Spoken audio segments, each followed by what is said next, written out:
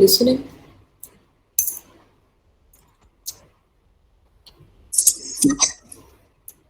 So listening is over. Okay. So we go on to do the next chapter, and and that would be visual aids because anyway you'll be doing a PowerPoint presentation in in sometimes later. So I think we better uh, start with visual aids. Chronologically, visual aids doesn't come after listening. There is another chapter which comes after listening, audience analysis, but we can do that later. Let's first do visual aids because you must understand the technicalities of doing a PowerPoint presentation. How should your slide be designed? What kind of fonts can you use in a slide? What are the color combination uh, that is allowed? All this. So we'll be talking about visual aids.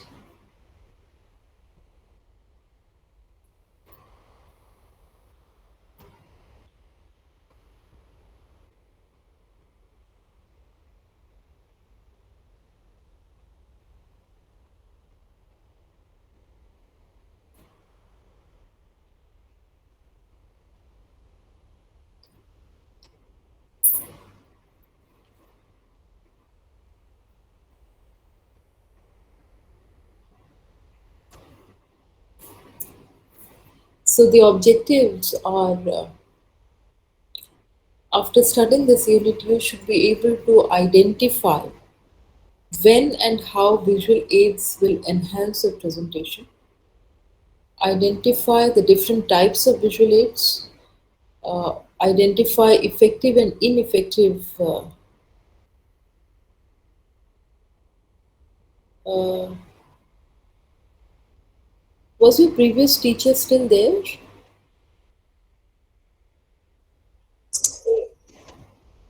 No, ma'am. So who's Miss Manju? She never leaves after the class. Who is she? She's a student? No, she's a teacher. Oh, she's a teacher, right? Yes, ma'am. Oh, then was she there? Did I interrupt in between?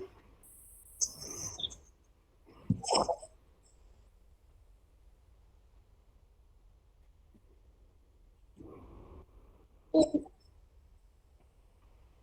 she left the meeting now. Says Manju left the meeting. So I thought she's a teacher of the previous class. Oh,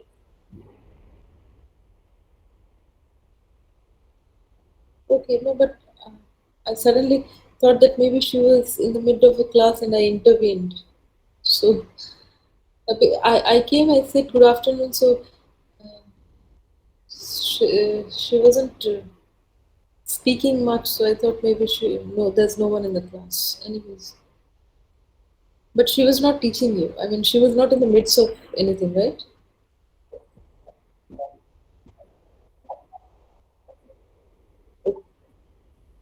Okay, okay, okay, okay, it's fine.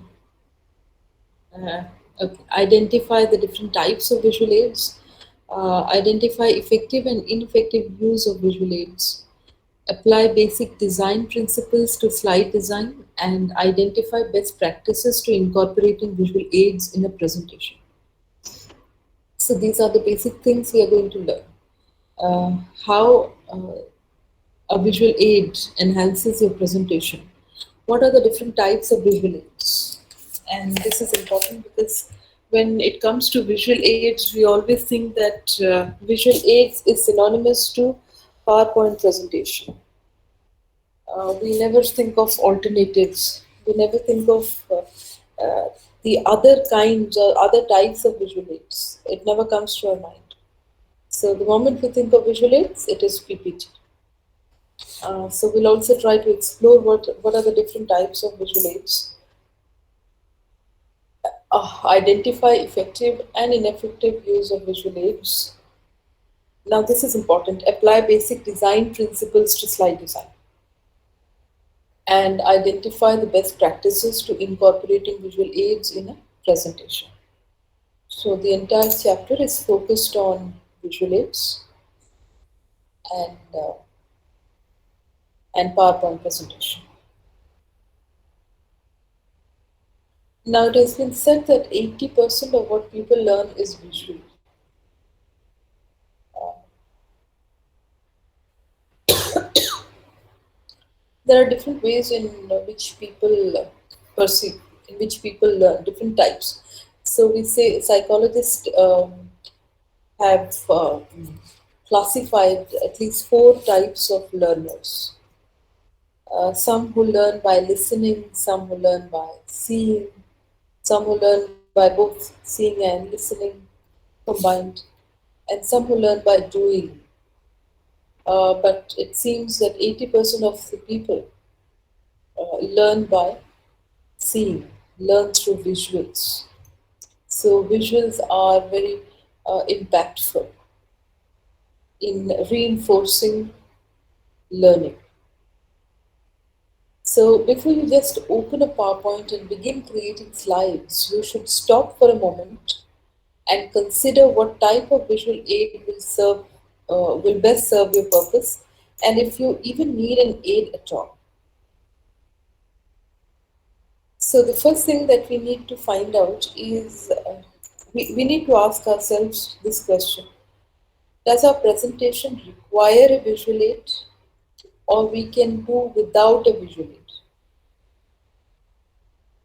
Can we not take an aid, or do we require to bring in something to our presentation? Now, if the answer is yes, no, yes, you require a visual aid, then the second question that we should ask is, what is the what is the type of visual aid that best suits my purpose, which brings in um, uh, meaning to my presentation. So before you start speaking now, uh, for the purpose of the activities that have been given to you in the lab, you're not supposed to ask this. But here, because I have specified it in very clear terms, that the persuasive speech should be a speech without any visual aid, and the informative speech should include a PowerPoint. I've specified this. But in other cases, elsewhere, whenever you are going to talk, or whenever you're going to do a presentation, ask yourself this question, because I personally believe, this is my belief, that a PowerPoint uh, either lacks the power or the point. Uh, but what can we do in an online mode? We can't have blackboards, we can't have chalkboards, so this is what we have to do. But usually, PowerPoints either lack the power or the point. So there is no point always striving to make a presentation on a PowerPoint. So first ask this question to yourself: do I even need a PowerPoint? Do I need a visual aid for my presentation, for my speech? If yes, then also ask yourself this question: what kind of visual aid best suits my purpose? Because PowerPoint presentation is not the only kind of visual aids, as we will see through. So PPT is not the only visual aid. So select a visual aid that adds to your presentation in a very meaningful way. And PPT, PowerPoint, should not be an ornamental addition. It should not be used just for the purpose of uh, making it very ornamental, look very beautiful, or should not be a substitute for thorough preparation. So it should be in some way meaningful. It should add meaning to your presentation. So visual aids serve a unique role in a presentation. And You should consider the specific purpose and desired outcome of your speech when determining if, when, and to what extent, and in what format you use visual aid. So, after your second question, after affirming your second question, that yes, you need a visual aid, and you these are the sub questions that you must ask. To what extent should I use my visual aid? What should be the format? And uh, when should I use it? Because visual aids must supplement whatever you say, and they should not be a substitute for not preparing. So, if I'm asking you to do a PPT, that in no way means that you copy and paste and make slides without even understanding and read it through. At least majority of the students, I believe, won't do it. So it's not a cut copy business that I am expecting from you. Have a thorough understanding, do a very meticulous research on your subject, because visual aids complement or supplement to what you say. They add, and they are not a substitute for not preparing.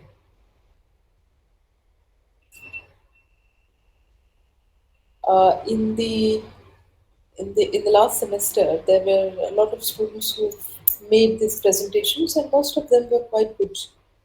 But I especially remember one particular presentation, PPT, because the PPTs were nicely designed, very creative, very short and simple PowerPoints. There were a lot of graphics used, and it was very imaginatively done. And the entire presentation, along with the visual aids, I mean the PPT. PPT is the only visual aid that I'd be asking you to do. So the visual aid and the presentations together was quite impactful. So I still remember the PowerPoint because it was very creatively and nicely done. It was on the genesis of COVID-19 because COVID had just started, and we were getting information. All our source of information were the narratives given by China and the West. So uh, we perceived COVID through the narratives of the West and China last year. So he made a presentation on how this virus comes from, what are the different sources, and what could be the possible reason for uh, this pandemic. But besides the content, what was important was it was an informative speech. What was interesting was the way he had scripted the entire thing and the way he had designed the PowerPoint. It was definitely. I asked him, "Did you copy it from somewhere?" He said, "No," because it didn't. It even didn't look like copying. So it's very aesthetically and nicely done, very creatively done. So what I expect you to do is take up something which you have an interest in. Will and do some. Your presentation must reflect the hard work that goes into it. See, I can make out. So if you thought I'm a fool, I'm not. So I can make out the sincerity and the hard work that goes into your PPT. Because visuals can spark interest, they build emotional connections, clarify your words, and explain the abstract ideas. So, what's very significant about visual aids is they help in explaining abstract ideas. We say this, no? The picture is worth 1,000 words. So one picture is equivalent to 1,000 words. The visual aids help explain abstract ideas, and they also help in building emotional connections and spark interest. and other things follow, like help draw conclusion, increase understanding, blah blah blah, all this. Uh, for instance, a speaker may show stacks of books to represent the amount of data storage in a speech about the evolution of computers. So, if you're talking about the evolution of computers and how the data, how the storage has also evolved, then you can represent that with simple graphics of showing stats of books. You know how the latest computers can save or has the memory of almost so many to save so many books, storage of many books. This is just a visual representation. Uh, so you can use visuals in a very imaginative and creative way, and it should reflect your creativity, your imagination, and uh, also your meticulous research on the subject, on the content. Now, done well, visual aids can have a profound impact on your audience and your overall message. So, your visual aids don't have to be very, very complicated and with a lot of graphics. No, it can be simple. It should be visible, relevant, and audience focused. Only then it becomes very memorable because I can still uh, remember, I can still recall the PPT that I was talking about. It was very simple. There were a few graphics, there were some cartoons, and there were speech bubbles to the cartoons. So it was very simply done, very visible, and but it had a very memorable impact. So visual aids can be an important part of conveying your message effectively, since people learn far more by hearing and seeing than through hearing or seeing alone.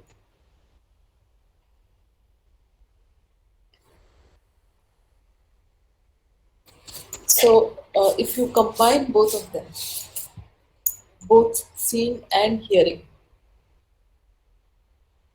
then probably your audience will learn better rather than using one way, either hearing or seeing alone. If they combine both, if you combine both of them, both seeing and hearing, then it has a greater impact.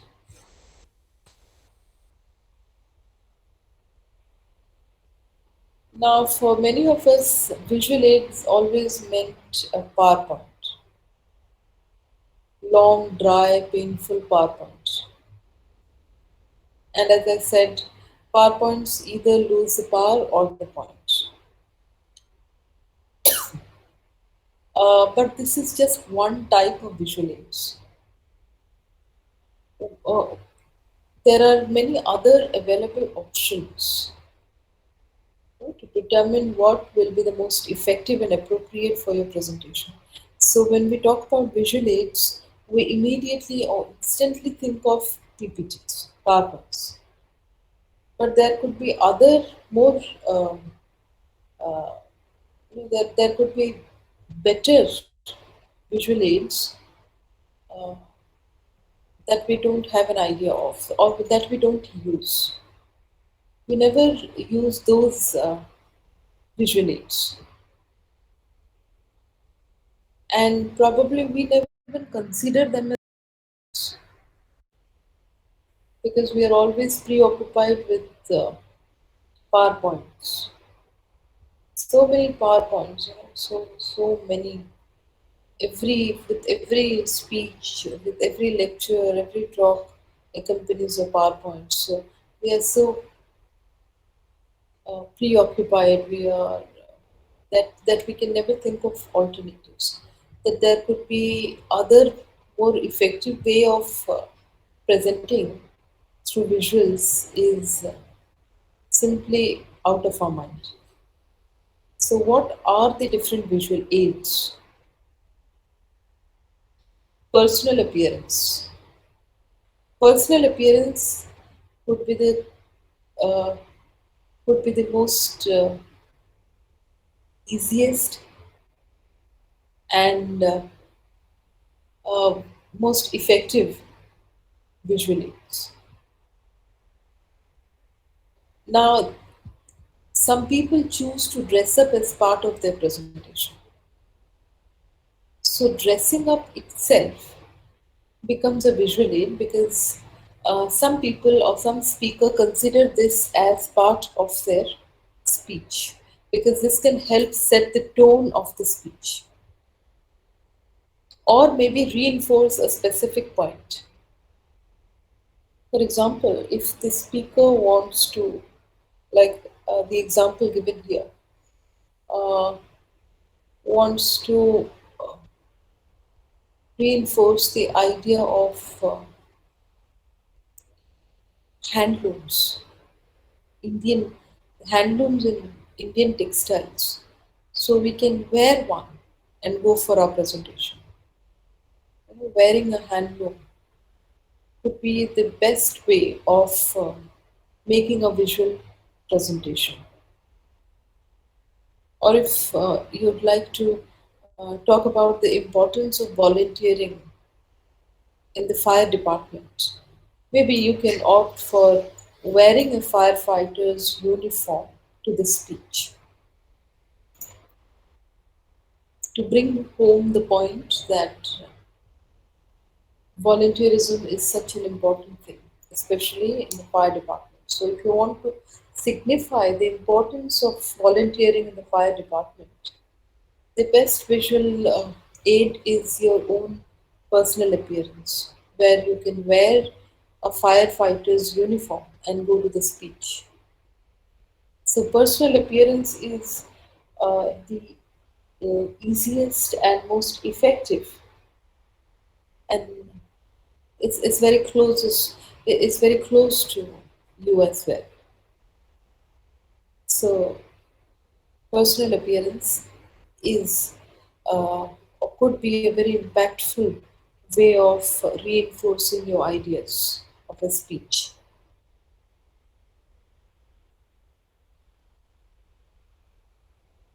Objects and props. Now, visual aids, objects and props like bicycle helmet for a speech on bike safety, or an actual sample of the product you're trying to sell can greatly enhance your presentation. So, if you are using an object or a prop to bring home a point or you're trying to sell something, so using the actual the actual object can enhance your presentation. So seeing the actual item will often make it easier for your audience to understand your meaning and will help you connect with your audience on an emotional level as well. Props can be used as part of demonstrations or as a standalone item that you refer to in your speech. So, props, objects, actual item that you plan to launch or sell, all of them can be used as a visual aid. So, a demonstration can serve, or if you want to demonstrate something, and a demonstration can serve two different purposes in a speech. First, it can be used to wow the audience, to get the wow effect, and it could be it could be a very memorable moment from your speech. So, demonstration uh, helps serve these purposes, making connection or giving a wow moment to the audience, and also reinforcing your central idea by making it very memorable. That's demonstration.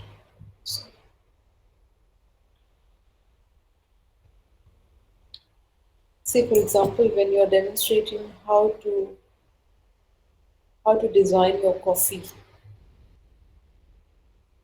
once you do that, your audience gets to have a practical sense, a practical knowledge of how things are done. And if done well, if you demonstrate it really well, it could be a very memorable moment for the audience. They will remember it for quite a long time. So, demonstration is also quite impactful.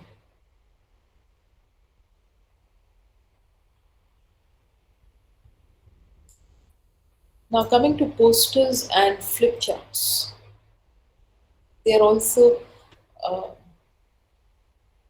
a form of visual aids. So, if you're presenting to a small audience, if the number of people in your presentation are 20 or less, then you may choose to use a poster rather than PowerPoint.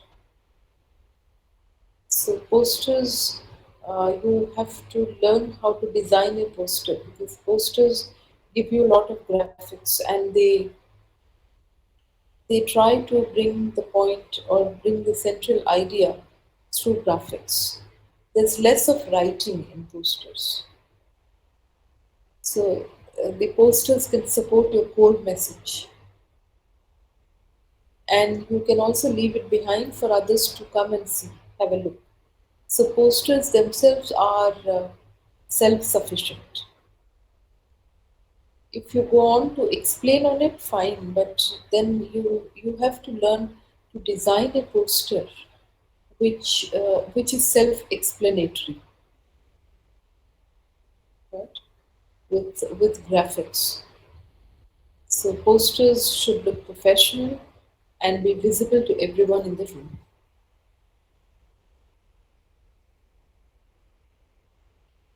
Now coming to audio and video. Ma'am, Hmm. ma'am, what is flip charts? Uh, Flip charts are also like posters. They are like posters. I don't know if people are using flip charts these days, but uh, no. Yes, yes. What do you mean by flat? Uh, yeah, kind of.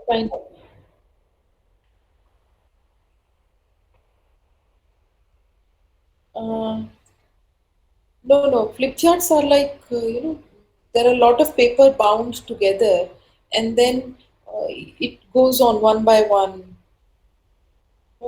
One paper leads to another. Uh, what is Ma'am, ma'am, we can say the physical slide. Yes, yes, yes, something like that. Yes, you can say physical slides. Yeah, there are a lot of papers attached together, and then you turn over one after the other. Get my? I don't know if you've seen that, but there are a lot of ma'am charts. sticky paper. एक के बाद एक फिर दिखाना होता है. You turn over at the top, and then the next one is seen. Sometimes Like spiral binding. Stand में उसको रखते हैं. So it's kept on a stand. Stand में रख के उसको ऐसे चेंज करते हैं. मतलब जैसे कैलेंडर में होता है. इसमें होता है. हाँ, ऐसे स्टैंड में उसको कैलेंडर. ऐसे ट्राइबोर्ड में होता है ना, ट्राइबोर्ड में ऐसे रखते हैं और फिर एक के यस मैम बाद कुछ कुछ वैसे. कैलेंडर्स में होता है वो सब. हाँ हाँ, कैलेंडर जैसा ऑफिसेस होता में है रखते हैं. लेकिन बड़े बड़े होते हैं वो. और उसको स्टैंड में रखा जाता है. इसको स्टैंड में रखते हैं और उसमें कुछ लिखा होता है, फिर ऐसे उसको ऊपर से उसको चेंज करते हैं, टर्न करते हैं, तो वो दूसरा वाला आता है.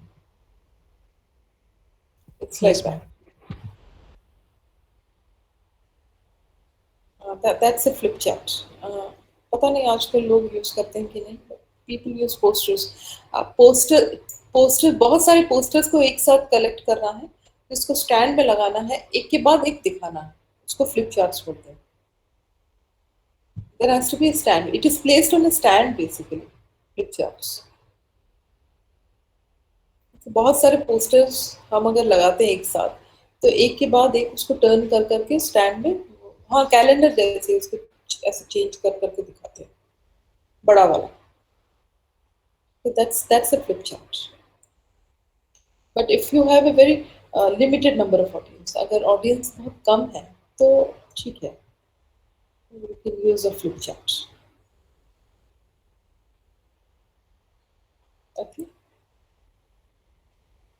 Then comes audio and video. So large amount of digitized audio, video that you can embed in your presentation. And we also have, I'm not audible? Oh, yes. Yeah, yeah. Okay. You are audible, ma'am. Okay. So when you can also embed your presentation with short videos or audios. That is permissible for your PPT.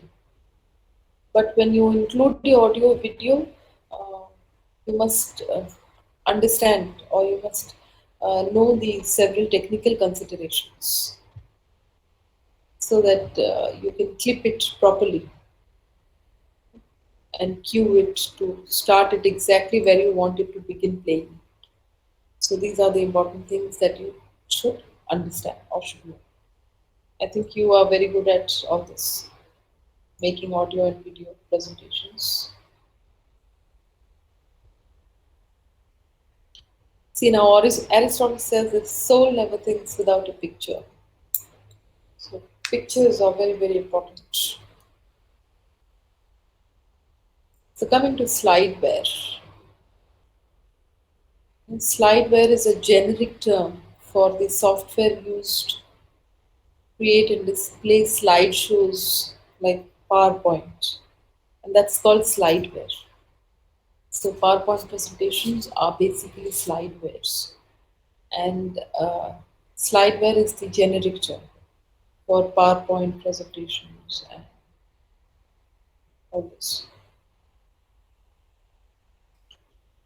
Slide and slideshow design have a major impact on your ability to get your message across your audience. So, how you design your slides, they have a major impact on how you can get your message across to your audience, how impactful it can be. So, listen carefully now. Provide the right amount of information, neither too much nor too little. Okay. Now, most people include too much information, lot of texts, meaningless images, complicated charts, and this burdens the audience's ability to process the message. So when you're designing a slide, don't copy everything from the Wikipedia and place it. Now, many students do this. They directly copy it from the Wikipedia and place it. So you also have the links there on your slide. You can visibly see the links, blue marked links. So don't do it. Try to read, understand, do some research before getting into making slides. So don't include too much information or don't sparse information. Don't make it very less. Don't use lot of text and images and charts. Club it together in a slide. Now this burdens the audience. This is not audience friendly at all.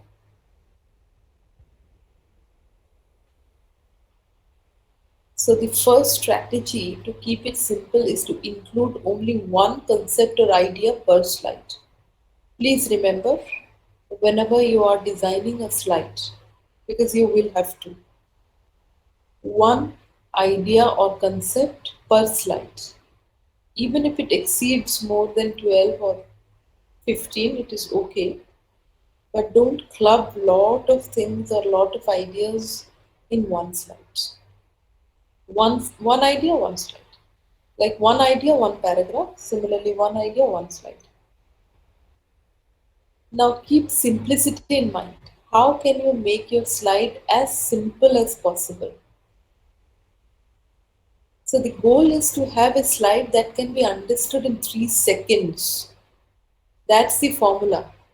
When you're designing a slide, you should you should make sure that the slide will be understood in 3 seconds. So the audience is able to understand everything, understand all your graphics and everything in 3 seconds. Or you can think of it like a billboard you're passing on the highway. Now, when you're designing a billboard, when people design billboards, they make sure that people will pass by. People won't stand and stare and read and evaluate the billboards.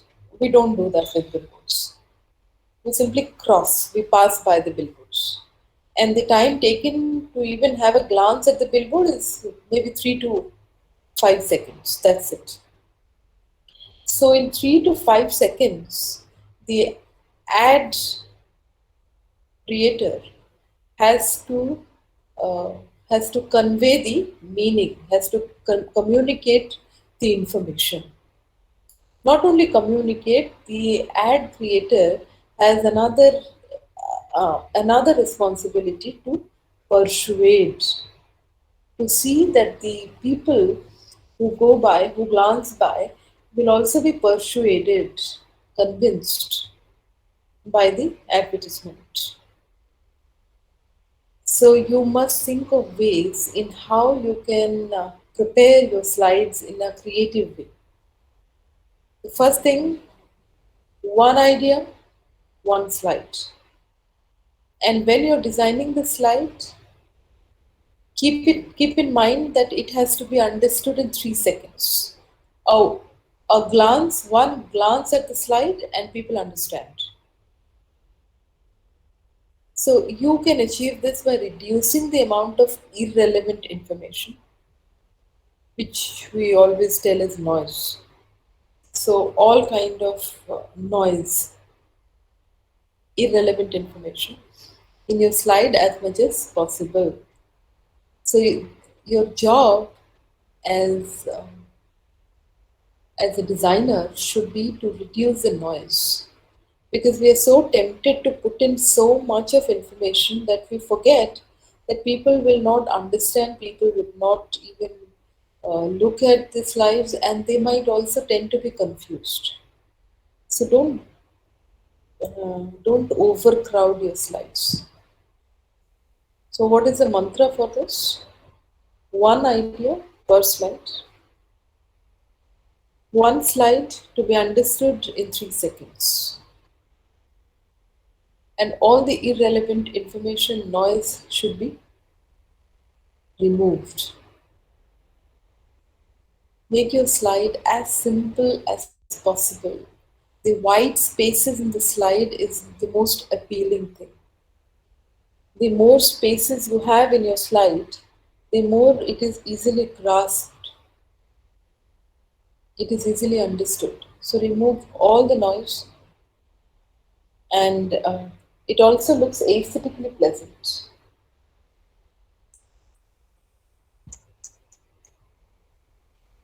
Now, what should be the layout of your slide?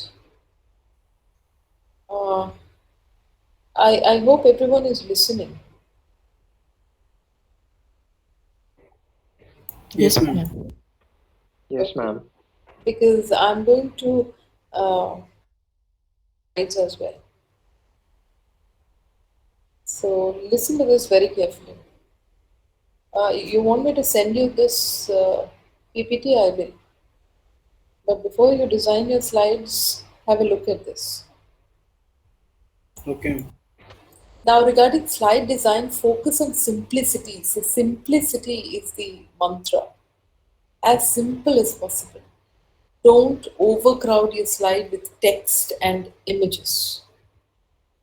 Bringing in lot of text, lot of images. And I tell you this, please don't do this. Don't directly copy an entire passage from Wikipedia and place it with all the links very obviously mentioned with blue marks there. Don't do this. You have to read it, read the subject, research it, and reduce it to simple terms, to as simple as possible. Cluttered slides are hard to understand. Don't clutter it. So leave empty spaces, white space. Now, all these white space that you give in your slide are actually breathing rooms. They are breathing rooms to your design. The white space actually draws attention to your focus point and makes your slide appear more elegant and professional. So, the more white space you have in your slides, the more professional your slides look, the more elegant it looks. So, it's all about aesthetics. So, uh, uh, I had a professor, and once we visited his house. He invited us. We visited. We had to invite him for some event in the university, and then he had all small little things, And then he showed us. He said, "I got this from Egypt, and I got this from Ireland. I got this from Kenya." And his entire house was cluttered. I was just about to say that it seems it's not your house; it's a museum.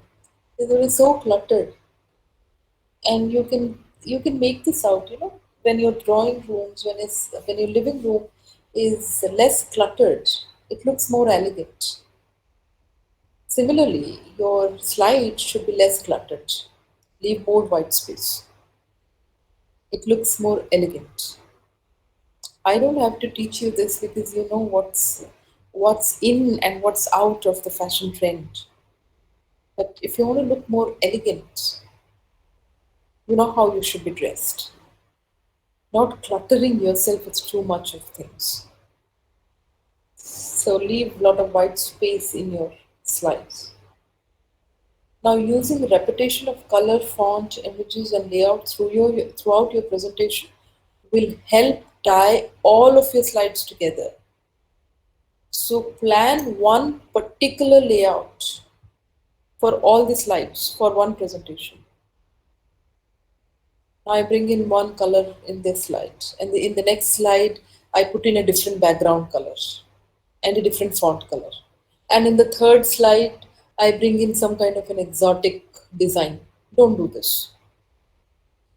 So all your slides must use the same color, font, images, and the same layout. Your, it's there in your PowerPoint settings. So this will help tie all of your slides together, so everyone knows that this is one presentation. You don't bring in different designs. For each slide, different design, different layout, different font. Don't do this. Make one singular layout and apply that for the entire PowerPoint. Okay. So choose a slide layout and apply that for the entire slides throughout. Now, background and effects. It is best to use solid colors if you need a background at all. But I guess white is the best, or off-white. But different colors portray different meanings. But much of this is cultural and contextual. Colors have cultural and contextual meaning. So if you want to have a background, do that using solid colors Like bright color should be avoided as background color. Yellow, orange, and black is associated with sophistication and can be a very effective background. Black, as long as there is sufficient contrast with the other elements on your slide. So you can show off your tech skills with glizzy transitions, fades, moving text and sounds, but don't overdo it. Don't overdo all this transitions, fades, sounds. Uh, you may apply or you may not apply this, but when choosing a background,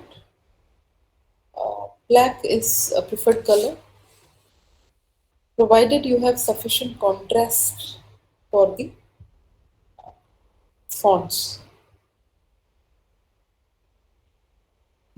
Now be sure to use colors that contrast so they can be easily distinguished from each other. Your objective should be that it is reader friendly. Your slide should be reader friendly. Readers can look at it from a distance and should be able to read it. That's the only purpose. So you can use contrast colors like think yellow and dark blue, not dark blue and purple. So high contrast improves visibility from a distance. So when you're thinking of color, think of contrasts because they improve the visibility and it should be reader friendly. The only objective of the choice of your color and font in a slide should be not very painful, pensive for the readers.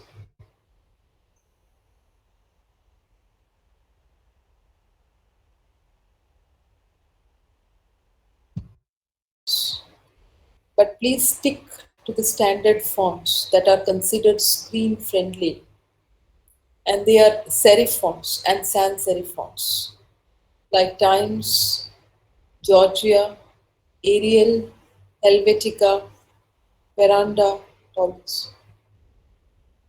Now, these fonts work well with limitations of computer screens and are legible from a distance. So, legibility, screen friendly, reader friendly. Non standard fonts are attractive and eye catching but may not display properly on all computers. And people find it difficult to read. I find cursive so difficult to read. I'm more habituated with plain handwriting, plain calligraphy, rather than cursive. So never use cursive, especially in if you write, it's another thing. But don't use cursive, don't use comic fonts for your slides. The standard fonts. And I think you know what's your computer prompts you to. So there are times and Arial and all Sahoma, Veranda, all this. They are serif and sans serif. Don't use decorative script or visually complex fonts. Visually complex fonts are hard to read. So never use Comic Sans if you want to retain credibility with the audience. But if you must use more than one font, use one serif and one sans serif font. So use the same font and size consistently throughout your presentation. If you want to use two fonts, then use it consistently. If you want to put the headlines in one font and the body in another, do it consistently throughout. So consistency is the key.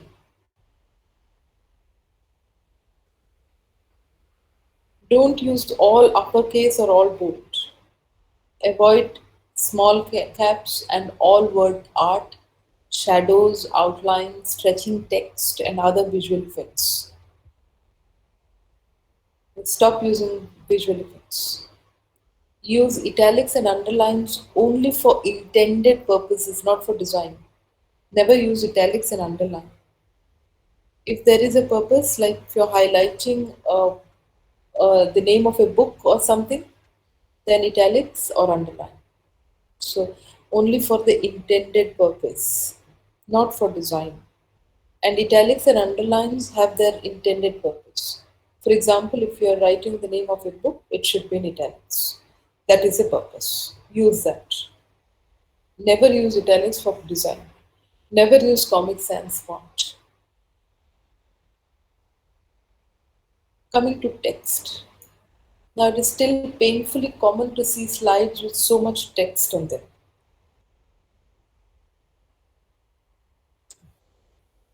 So they can't be read by the audience. Now, the type has to be so small to fit all the words on the slide that no one can read it. So, Durate keenly points out that if you have too many words, you no longer have a visual aid. So, if you want to use too many words, long sentences, and a huge text, that means you're no longer using a visual aid. You're using the PPT for the purpose of as a replacement of chalkboard, like we are doing here in the class. Now, all the instructors might be sharing screens with you, so all of them are using this PPT for the purpose as a replacement for chalkboards. But when you go on to do the presentation PPT, you're not using it as a chalkboard. Rather, you are using it as a very effective tool for visual aids. And when you do that, don't allow yourself, don't get tempted to write too many things in the slides. So please remember this, that if you have too many words, you no longer have a visual aid. It's no more a visual aid. It's a text. So this chapter addresses both the role and value of using visual aids like slideware, objects, audio, video, clips, and demonstrations. And they should be used only when they help to clarify or enhance your words or will help your audience remember your message. So be sure that any visual aid you use adds to what you are saying. Now, slides should be brief, easy to understand, and complement your message. Slides should be brief, easy to understand, and not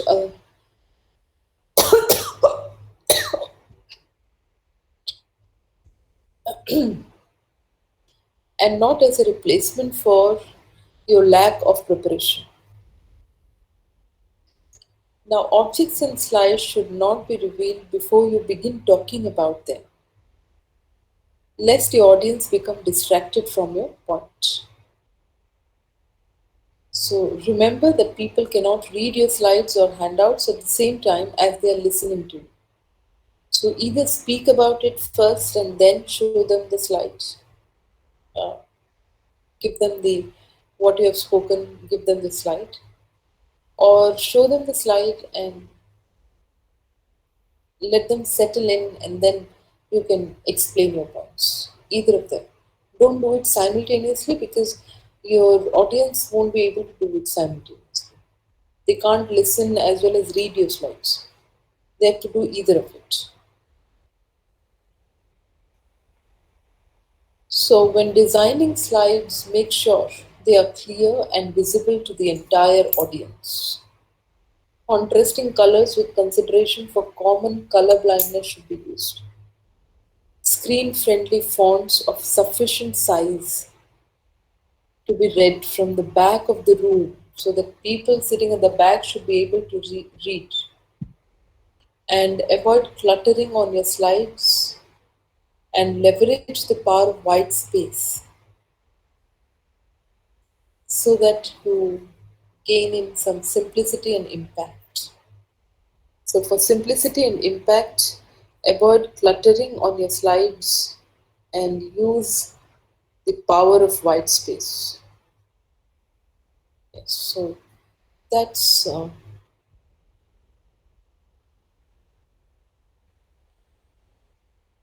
think that was the PowerPoint presentation. So if you want to, when you're designing your slides, please take care of these things. I'll mail it to you. Okay. Any questions?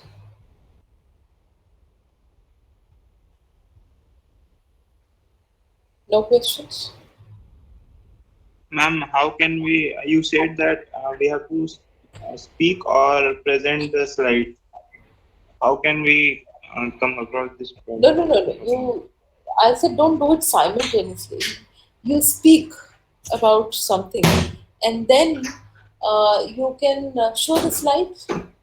So the audience would have listened to what you said, and then when they go on to see the slide after you have spoken, I mean, not the entire speech, you are talking about one particular point, give some introductory note about it, and then go to the slide. So, for example, if you say, dear friends, today I'm going to speak on the uh, ritual of Thanksgiving. Then you go on to introduce what the ritual is, what is Thanksgiving, and then show the slides. So they would have heard you first, then they go on to see the slides, read what is written, or see the graphics. So initially tell something before showing the slide. Tell a few words and then go on to the slides. This is what I meant. Do you get me, Asutosh? Yes, ma'am. So initially tell something, and after that you go to the slides. So they would have heard you, and then they would have seen that in the slide. Okay, so please take care of the choice of fonts, colors, the white space, and everything that I've told you. Last one. No, no, no, no, not next class, Anisha. Not next lab. I'll tell you, I'll inform you. Don't worry. After your quiz. Okay? Thank you all of you then. Thank you. Thank you. Thank you. Thank you.